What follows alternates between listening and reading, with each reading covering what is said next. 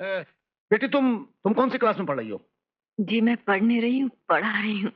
हाँ, पढ़ा रही हो? जी। और वो भी में पीएचडी करने के बाद। हाँ हाँ। वैसे इसने वकालत भी पास कर ली है। वाह वाह वाह। वकालत करने को जी नहीं चाह रहा? हाँ, अगर कोई अच्छा केस मिल जाए तो वो भी कर लूंगी। किस तरह के केसेस लड़ना चाहेंगी आप? औरतों पर जो जुल्म होते हैं, ऐसे केसेस लड़ना चाहती हूँ मैं। अरे भाई, ये केस वेस आप लोग अदालत में लड़ना। कॉफी ठंडी हो रही है, पियो इसे। जी।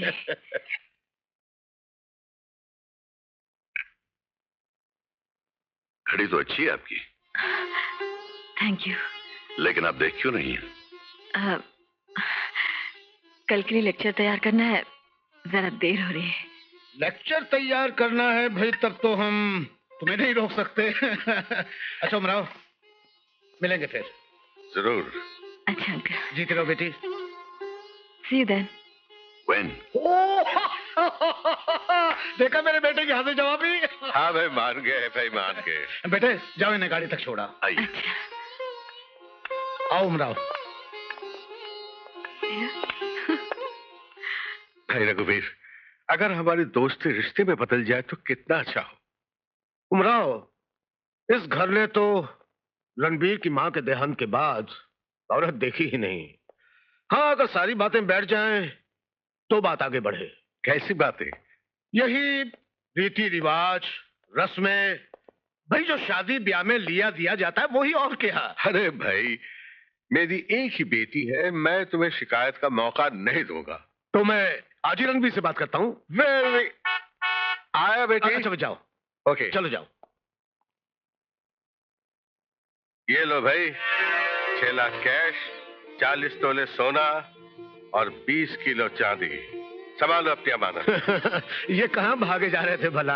अरे नहीं भाई नहीं, तुम्हारी चीज तुम तक पहुंचा दी, मेरा बोझ हल्का हो गया। लेकिन दोस्त, एक रिक्वेस्ट है, ये बात सिर्फ तुम्हारे और मेरे दरमियान ही रहे, क्योंकि तुम तो जानती हो मेरी बेटी राधा दहेज विरोधी है। भाई दहेज का विरोध तो आजकल फैशन सा हो गया है। मेरा बेटा रणबीर भी दहेज विरोधी है। अच्छा। खैर, उनका जो काम है वो जाने, हमारा जो काम है वो हम करेंगे। तुम शादी की तैयारियां शुरू करो। चट मंगनी पट ब्याह की कहावत का मतलब तो हिस्ट्री टीचर ने हमें बता दिया। कल मंगनी हुई और परसों ब्याह। अरे हमारी मिस ने तो मंगनी से ब्याह तक की दौड़ में पीटी उषा को पीछे छोड़ दिया। उनका नाम तो Guinness book of world records में जाना चाहिए। बिल्कुल। Guinness book of world records? किसका नाम लिखा रहे हो पूजा? आपका मिस। मेरा? किस खुशी में? मैंने क्या किया?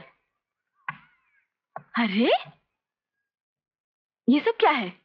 उद्घाटन मिस। उद्घाटन? किस चीज का? आप उद्घाटन करके तो देखिए मिस। ठहरिए ठहरिए।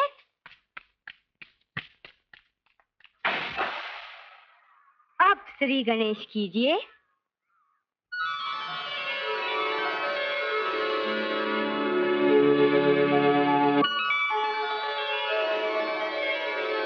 पूजा।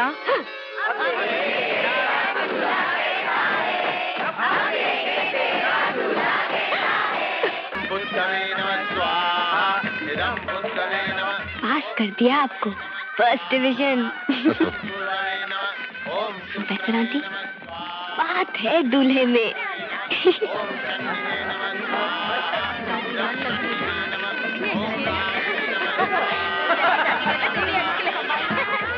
अच्छा। क्या कह रही है आपकी बच्ची?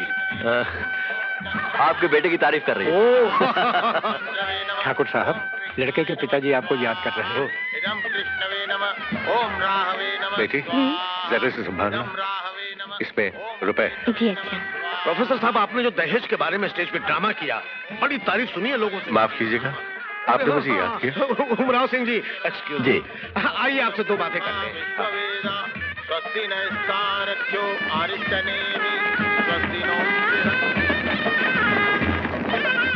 ये अन्याय न करो रघुवीर सिंह जी। 5 लाख कैश और कहां से लाऊं? और वो भी इस वक्त? 6 लाख कैश, 40 तोले सोना, 20 किलो चांदी की बात ठहरी थी। वो तो इस मकान को गिरवी रखकर मैं तुम्हें दे चुका हूं। अब और देने की हिम्मत नहीं है मुझमें। मैं खूब समझता हूं, हम लोग दोस्त हैं, लेकिन मैं भी मजबूर हूं। अपनी बेटी की शादी में मैंने जो कर्जा लिया था वो अभी तक नहीं उतरा है। बेटी की शादी में कर्ज लिया था? ये क्या कर रहे तुम? अच्छा, अब मैं झूठा भी हो गया। ये तो नहीं कहा मैंने। तो फिर सच ही सुन लो। तुम मेरे पुराने दोस्त हो, इसलिए कड़वे सच से तुम्हें बचा रहा हूं। मैं दहेज में 5 लाख रुपया और मांगता हूं। मगर तो क्या अपना बेटा मैं तुम्हें मुफ्त में दे दूं? कल घर पे आना, बही खाता देख लेना कि मैंने अपने बेटे की पढ़ाई पे कितना खर्च किया है। तुम मेरे दोस्त हो, इसलिए 50% कम मांग रहा हूं, वरना अपने बेटे पर कम से कम 20 लाख रुपया कैश मांगता। और तुम तो ऐसी बातें कर रहे हो जैसे कि तुम्हें अपनी बेटी ब्यानी नहीं है।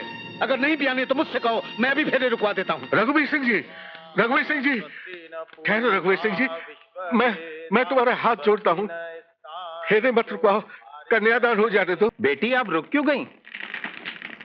फेरे समाप्त नहीं हुए हैं। जानती हूँ पंडित जी, लेकिन फेरे समाप्त होने से पहले मैं अपने होने वाले पति से 2 बातें करना चाहती हूँ। फेरों के बीच रुक जाना हिंदुस्तानी रिवाज और कल्चर के खिलाफ इरादा। जो कल्चर किसी मनुष्य के आत्मसम्मान, उसकी सेल्फ रिस्पेक्ट की हिफाजत न कर सकता हो, वो कल्चर किस काम का? आप अपने पिताजी से कहिए कि वो मेरे पिताजी की पगड़ी अपने कदमों से उठाकर उनके सर पर रख दें। सुनो राधा, मेरे और तुम्हारे पिता के बीच जो वहां हो रहा है उसे वहां होने दो। मेरे तुम्हारे बीच जो यहां हो रहा है इसे मत रोको। वहां भी अपमान हो रहा है और यहां भी अपमान ही हो रहा है। बेटियां बाप की पगड़ी में लिपटी होती हैं, पगड़ी उतर जाए तो वो नंगी हो जाती हैं। इसलिए जाकर अपने पिताजी से कहिए कि जो पगड़ी उनके कदमों में है वो आपकी भी इज्जत है और उनकी भी। अपने बड़ों की बात काटना मुझे नहीं सिखाया गया। अगर आप मेरे पिताजी की इज्जत नहीं कर सकते हैं तो आपके घर में मुझे क्या इज्जत मिलेगी? मैं आपसे प्रार्थना करती हूँ, आप अपने पिताजी से कहिए कि वो मेरे पिताजी की पगड़ी उठाकर वापस उनके सर पर रख दें। और अगर ना कहूं तो? इस गठबंधन में एक चादर मेरी भी है। मैं इस गठबंधन को हवन कुंड की इस पवित्र अग्नि में जला दूंगी, जिसके फेरे लेकर आप मेरी इज्जत करने और रक्षा करने की झूठी शपथ खा रहे थे। मैंने कहा ना, मैं अपने पिताजी की कोई बात नहीं काट सकता। पंडित जी, शादी के मंत्र पढ़िए। नहीं पंडित जी,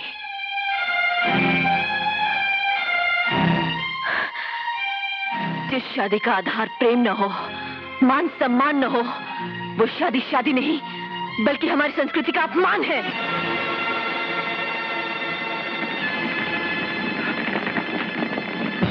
देखा तुमने? अरे हम तो बच गए, वरना ये लड़की मेरा बना बनाया घर जला के खाक कर देती। तुम अपनी बेटी के लिए कोई और लड़का ढूंढ लो, मैं बारात वापस ले जाऊं। कहो, मेरे दरवाजे पर आई हुई बारात वापस न ले जाओ। वापस न ले जाऊं तो क्या यहाँ रुक कर अपना और अपने बारातियों का अपमान कराऊं? चलो बेटे, चलो यहाँ से। नहीं, मैं हाथ जोड़ता हूँ। नहीं डैडी, आप हाथ मत जोड़िए, जाने दीजिए इन्हें। ये बारात नहीं, अपना बेटा बेचने वालों की एक टोली है जो हमारे हिंदुस्तानी सभ्यता की अर्थी उठाने आई है। तुम चुप रहो। अपनी बेटी को हिंदुस्तानी बहू होने की तहजीब सिखाओ उमराव, वरना इस घर में जो भी बारात आएगी इसी तरह वापस लौट जाएगी। हट जाओ, चलो बेटे, चलो यहाँ से, चलो। रघुवीर, रघुवीर, रुक जाओ भाई, मेरे दोस्तों, मैं कहाँ हो जाऊंगा। रघुवीर, रुक जाओ रघुवीर, मैं हाथ जोड़ता हूँ। हट जाओ उमराव। सुनो रघुवीर, बैठो बेटे। रघुवीर, रुक जाओ बेटे, रुक जाओ। रघुवीर, मुझे कुछ नहीं सुनना। मैं हाथ जोड़ता हूँ। ड्राइवर, गाड़ी चलाओ। रघुवीर, मैं तबाह हो जाऊंगा। ठीक, घर से बारात लौट गई। अरे बाप का तो मुंह काला हो गया।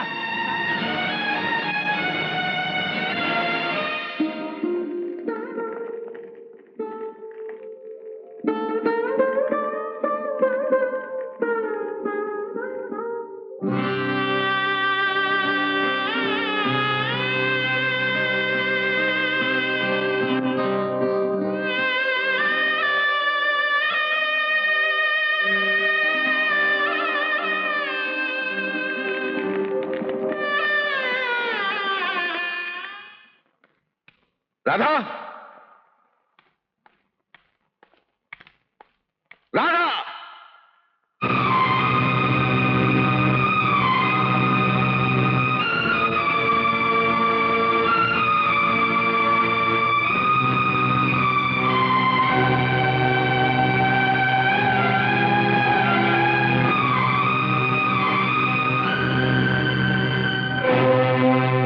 डैडी, आपकी पगड़ी।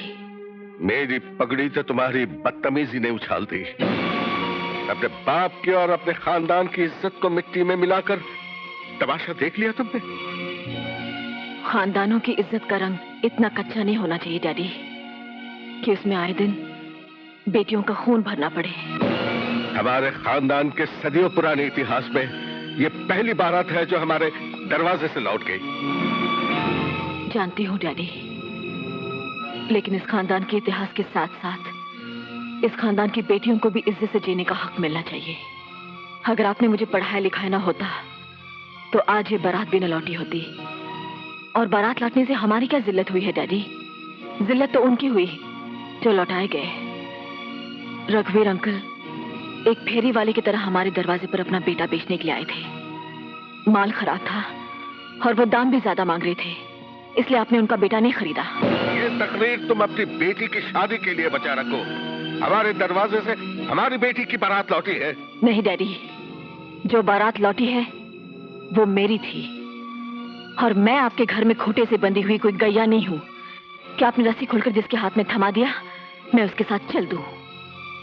मैं उस आदमी के साथ शादी कभी नहीं कर सकती थी जो चुपचाप खड़ा मेरे पिताजी की जिल्लत का तमाशा देखता रहा।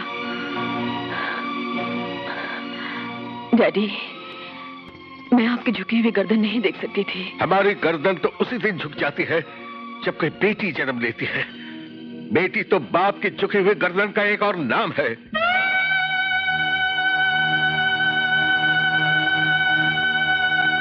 शायद इसलिए आप लोग पहले जमाने में बेटी को जन्म लेते ही जिंदा गाड़ दिया करते थे। मतलब यह कि आपने मुझे जो प्यार दिया वो प्यार नहीं, दिखावा था। मतलब यह कि मैं आपकी बेटी नहीं, अपमान हूँ जिसे आप दिल पर पत्थर रखकर झेल रहे थे। खामोश!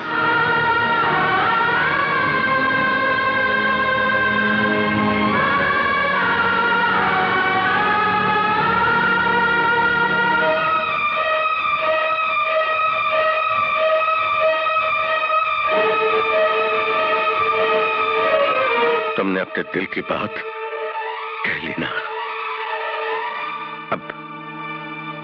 अब मैं अपने दिल की बात करूंगा।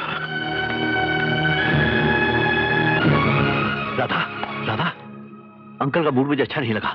तुम उनके पास जाओ। क्या कहने जाऊं कि आप हाथ पांव जोड़कर बारात वापस ले आइए।